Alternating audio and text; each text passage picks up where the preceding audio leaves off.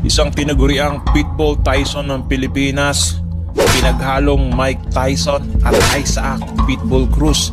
Ang 10 wins, 5 knockouts at may 4 na talo na. Sa makatuwid, ang kanilang tingin sa ating pambato ay isa lamang tune-up fight para sa kanilang top prospect boxer sa Tanzania na si Abraham Mafia.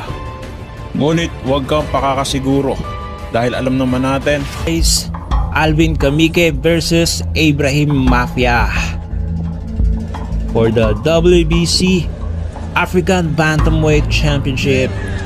The African boxer is wearing white and yellow, habang ang ating kababayan naman black and yellow shorts.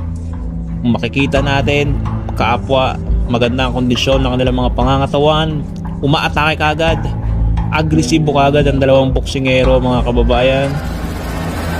Left, right hook galing sa ating pambato sa ulo at sa katawan, depensa, tumamala sa depensa.